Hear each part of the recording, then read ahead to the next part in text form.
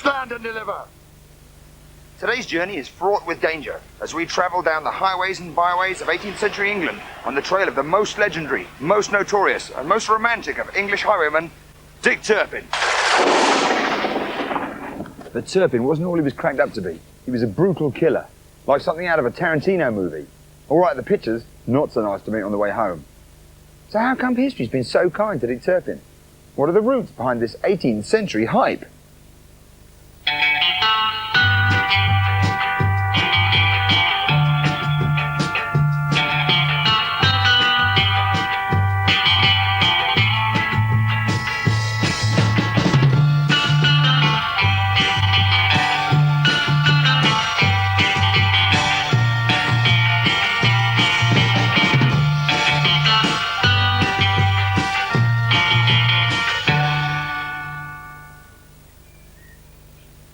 The story today is in one sense the story of the greatest pub crawl in history. We're talking about the life and times of a notorious highwayman robber, an 18th century public enemy #1. He spent most of his life frequenting roadside alehouses up and down the country. And his name was Dick Turpin. The life and times of Dick Turpin began in a sleepy corner of an Essex village. And surprise, surprise, his parents were innkeepers. And Dick Turpin was actually born in this very building here, the Blue Bell Inn in Hempstead in Essex.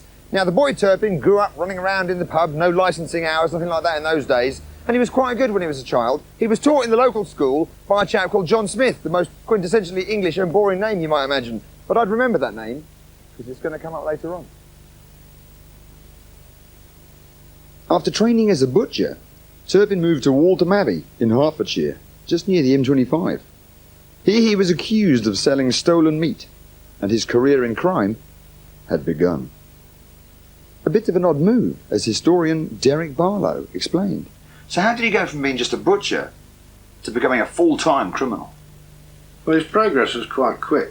He belonged to a gang of deer stealers in Epping Forest, which was then known as Waltham Forest. And the deer stealers operated until the autumn of 1734. And then, with the increased rewards that had been offered for their capture, most of them were taken. And so the forest became a prescribed place. They couldn't continue their activities there. And so they turned to housebreaking. Turpin joined them. They committed some fairly violent crimes. They were a very rough crowd. They were well armed, and there could be anything up to about 12 or 14 of them running around in a band. And they were captured, most of the rest of the gang, and almost immediately, because they had no other source of income and the gang was gone, and they weren't receiving any money from fences or anything for stolen goods. They turned to highway robbery, and that's where it started. Turpin, the highway robber, headed for the Great North Road and his appointment with destiny. In the village of Stilton in Cambridgeshire, he set up a base. Guess where? In a pub. This is the Great North Road, the A1 as we would call it, but it wasn't called that back then, of course. It was on the old Roman road, Ermine Street, that stretches straight as an arrow north from London.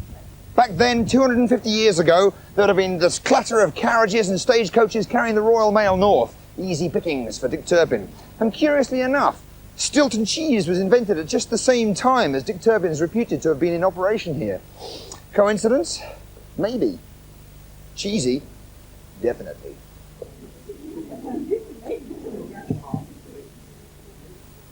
During the 18th century, roadside inns like the Bell were a vital part of the intercity travel network. Here, weary passengers would spend the night while horses were refreshed and repairs done to the coaches in which they rode. But the inn was also a hotbed for vice and crime. So while the passengers from the stagecoaches quaffed their ale and tried some of innkeeper Thornhill's new revolutionary Stilton cheese, criminal ears were pricked up, listening for the latest tidbits about information of cargo movements, mail movements, passenger movements, and this information was passed on to the most feared of the 18th century underworld characters, the highwayman. Dick Turpin stayed here in the Bell Inn for 3 years during the early 1730s when his criminal activity was at its peak. He felt so at home here, legend would have it, that he had the interior architecture of the whole place changed to offer him all sorts of hidey holes, nooks, crannies, and escape routes. The redcoats came calling in the night. Turpin insisted on staying in the same room every night. And this modest chamber holds a special secret. A secret apparent only from the outside, as the Bell Inn landlord, Liam McGibbon, revealed. Right, so we're under the arch now, Austin. This is under the little room where Dick hid out. This is where he'd have the horse ready, Black Bess would be ready to go. She'd be all saddled up, and he'd pop through the hatch there. So he always made a point of having the room above this one? Oh, absolutely, yeah. Oh, right, yeah. That was quite concealed because it wasn't this part of the inn and it wasn't that part of the inn, so it's in the middle, so it's accessible from both sides. Horse would be ready. He'd pop through the hatch and jump on Black Bess, and away he'd go, up or down the Great North Road as it was. It's just here? Which is here, yeah. Ready to make his getaway. Amazing. But Turpin's interior design work didn't stop at trap doors. As Ian McGibbon explains, the favourite legend involves the building of a tunnel that links the Bell Inn with the pub opposite, the Angel. A welcome change from finding locked doors.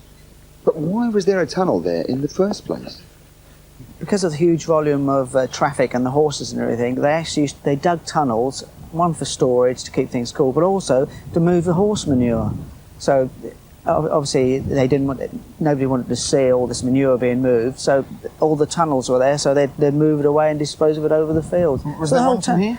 Yeah, oh, absolutely. The Angel and the Bell were linked directly, and also going up to the church. Yeah.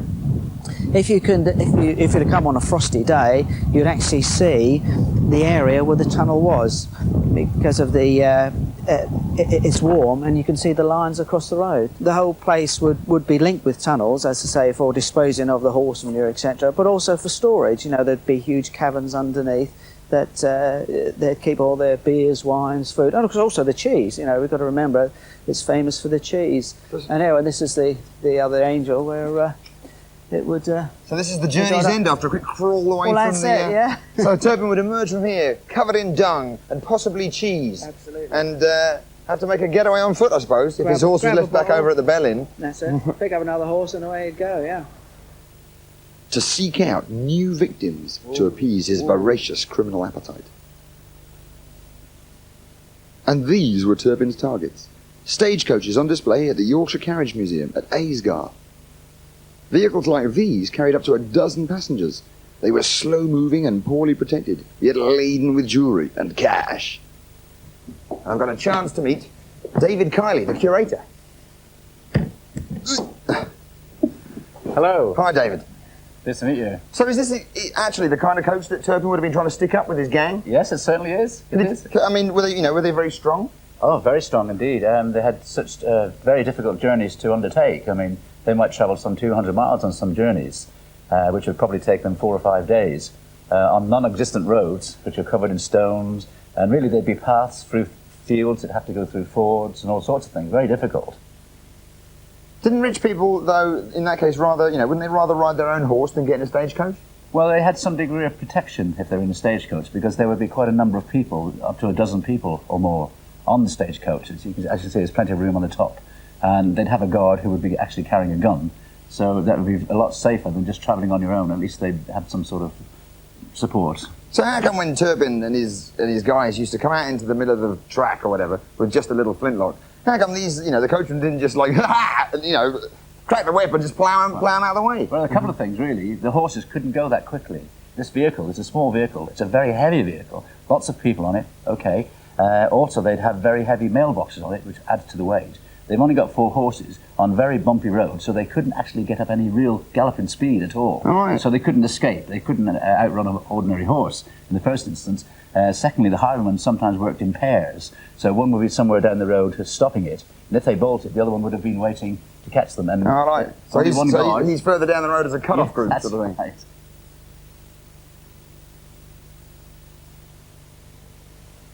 Turpin was on the run again. But what about law enforcement? Who actually did the policing in society? There wasn't a lot. You're talking pre-Bow Street runners. And you had the watchmen, the parish constables, and they were backed up by a system called the hue and cry, where citizens could raise the alarm about a crime being committed, and the local populace could be enlisted to give chase. The most effective means of deterrent, if you like, was the reward system, which could be instituted for any crime you like. And the classic example of this arises in Turpin's time, when he committed a murder in Epping Forest. There was not an awful lot of public reaction in terms of trying to identify him and pursue him and everything, until suddenly there was a £200 reward on his head. By the early 1730s, Turpin had become the most wanted man in the whole of Britain. And that's when the trouble really began. Walk on, walk on.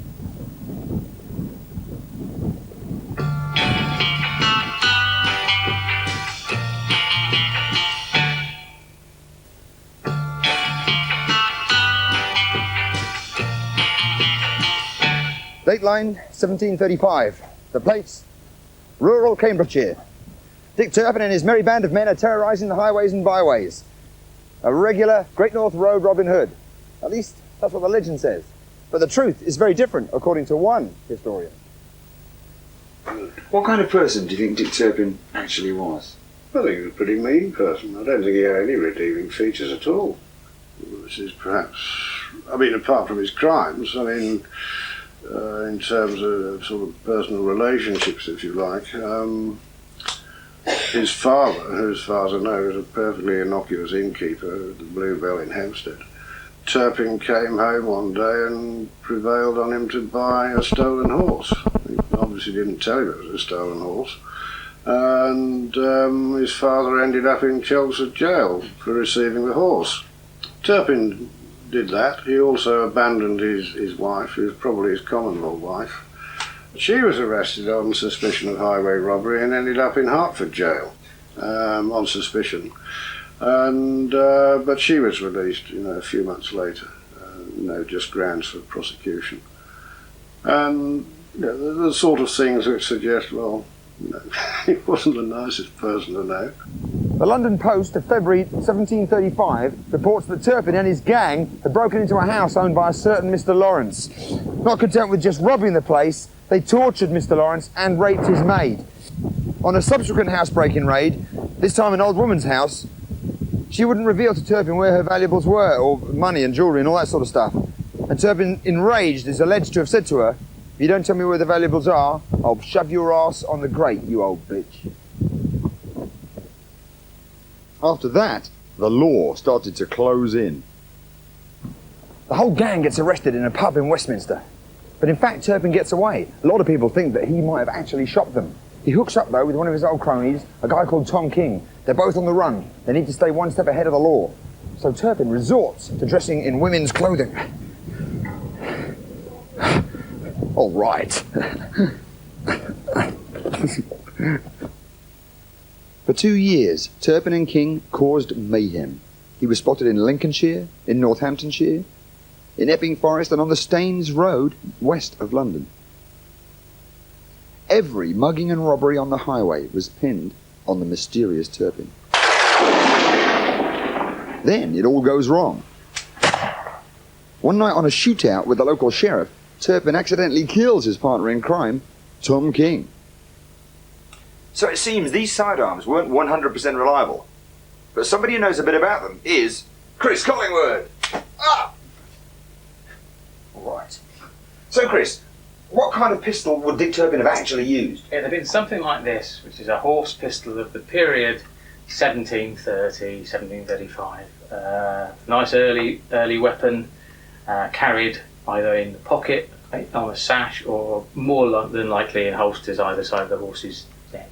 A pair of them he'd have had, and anybody facing these would think twice before they gave him a hard time. So what were the characteristics of this kind of pistol? Right, well, it usually fired a round ball, pure lead like this. You would load it with a patch because, and in these days, the pistols weren't rifled. There are, of course, occasions when pistols were rifled, but they weren't the norm. And you would load it with a patch to keep the ball, which was slightly smaller than the bore, in there and wedged in nice and tight. Just to stop it falling out. Yeah, the tighter you got it, the more accurate the pistol became. And you'd use lead ball, a charge of powder in the pan. Powder goes in first. The patched ball on top, rammed home with the ramrod, down like this as hard as you can get it, tight as you can get it, and then followed up by using a finer powder in the actual pan itself. Close the frizzen, and it's ready to go. You have to make sure that your flint was pretty nice and sharp, pretty new. The sharper, the newer, the more spark you'll get, the more spark you get, the better ignition. And I'll demonstrate if I may. It scrapes against this steel or frizzen, and that's where your sparks come from. And I'll unload it, but demonstrate. There's your shower of sparks. How reliable would these pistols have been? Get as close as you can and hope for the best, because a lot of the time they're inaccurate. They can be very accurate sometimes. They're a flintlock, and a flintlock's got a mind of its own almost. Hit and miss, if you will. Very much so, yeah. Very much so, yeah. So a chap would usually carry a pair of these and he'd get as close as he could, but just the threat of something like this is enough to make anybody blanch and maybe sit back and take notice. Now this natural-born killer is on the run for real. He's supposed to have taken his famous horse, Black Bess, and headed pell-mell for Yorkshire in a record-breaking ride. But it turns out that Turpin never made the ride. The credit belongs to an earlier highwayman, William Neveson. Neveson was a 17th century highwayman, and he is supposed to have committed a crime in Chatham and went to the extraordinary lengths of riding his horse all the way to York to establish an alibi. Which he did by the means of appearing on the bowling green there and asking the mayor of York what the time was so that he would be remembered. It's as simple as that. Turpin now had a £200 price ticket on his head, a fortune for the time. He headed for Yorkshire and set up shop as a horse dealer under the alias of John Palmer in the picturesque East Riding town of Brough. But because he had a fatal flaw, i.e. he was chronically dishonest, he couldn't help but start trying to steal horses to supplement his income. Now, if you imagine that all of the cars in this street were horses, I'm sure Turpin would have been here, actually trying to steal them, as he travelled around the streets. You see, Turpin just couldn't go straight. It was always going to be the thing that was going to catch him out. And sure enough, here in Brough, result. Here, a year goes by in relative peace. Only the locals begin to suspect the stranger, John Palmer, of horse thieving. If only they knew. But it was here, in the town of Beverley, in the East Riding of Yorkshire, that Turpin finally blew it. He got drunk to impress some girls or something like that, and ended up shooting the town's cockerel.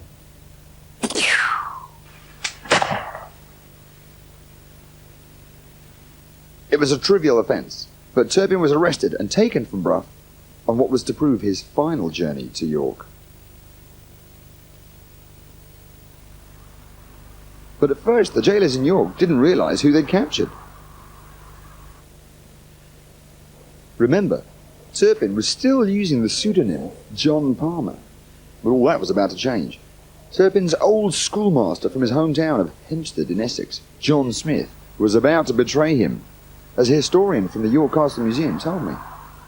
How long did Turpin actually serve here? Well, he was arrested in October 1738 and he was executed on the 7th of April 1739. What did Turpin do about actually trying to get out of here? He wrote a letter to his brother asking for a character reference. Yes, and his brother refused to take the letter because the postage wasn't paid. So supposedly it went back to the postmaster, still unopened, and one of Turpin's old school teachers saw it. I recognised the writing, took it to a local magistrate, and they opened it. and realised that it was from John Palmer and that they were sure that the writing was Dick Turpin's. So he came up to York to identify him as Turpin. After 6 months in prison, Turpin faced trial and was found guilty. He was sentenced to hang. And the place where he took his last walk is here, now part of York Racecourse. So how did he meet his end? He was taken in a cart from the York Castle to the Knavesmire, which is where the racecourse is today. And it was a tree he was hung from and a ladder that went up to it. And he walked up that ladder and talked to the hangman for quite a while. And then he threw himself off. He didn't wait for the hangman to do anything. And he also bowed to the crowd as he was walking up the ladder as well. He got cheers and things.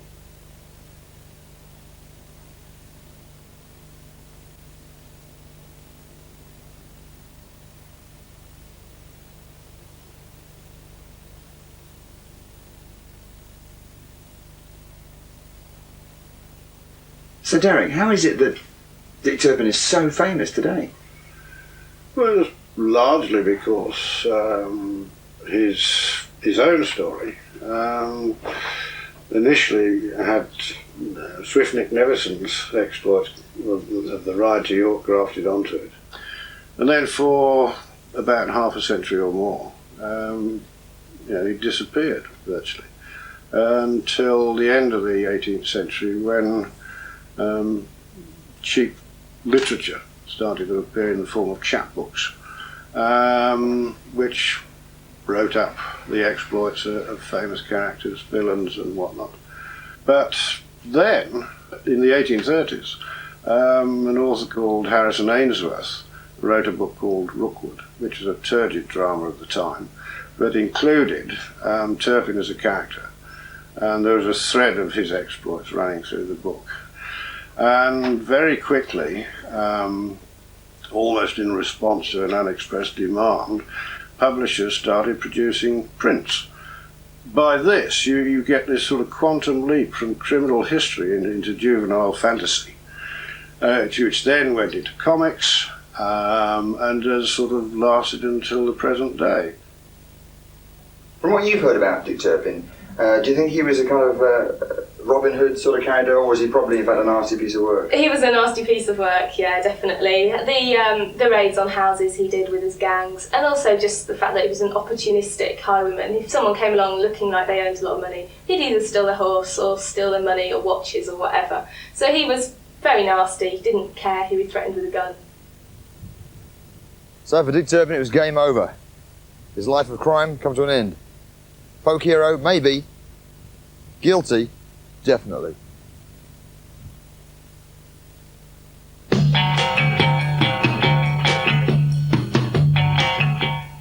Rex Hunt goes to Sydney Harbour for a fishing adventure next on Discovery, while Home and Leisure Digital are zooming for the car show.